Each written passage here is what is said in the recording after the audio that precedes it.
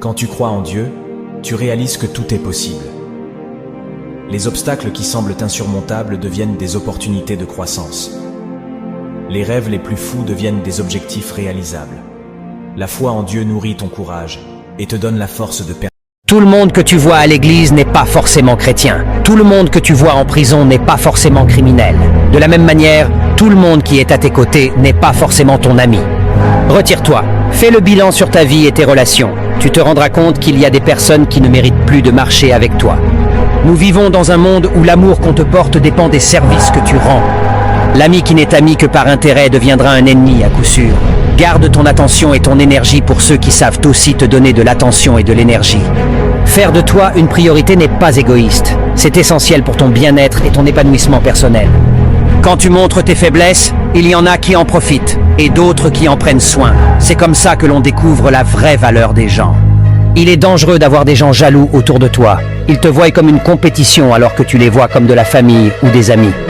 Peu importe à quel point les autres jouent mal, le karma a une grande morsure. Avance toujours avec un cœur sincère et des intentions pures. Nous ne rencontrons... Organise quelque chose pour faire de toi un héros. Père, au nom de Jésus-Christ, bénis-moi pendant que je lis cette prière. Bénis d'une manière spéciale la personne qui me l'a envoyée. Ouvre les portes spirituelles dans nos vies ce jour. Sauve et délivre. Donne-nous une double portion de ton esprit afin de reprendre tout ce que le diable a volé. La santé émotionnelle, la santé physique, les finances, les relations, les enfants, l'emploi, le logement, le mariage. J'annule toute conspiration, tout plan et stratégie que l'ennemi a mis en place contre nous au nom de Jésus-Christ. Et je déclare que toute arme forgée contre nous sera nulle et sans effet. Je déclare la vie dans toute situation morte et te remercie, Père, parce que...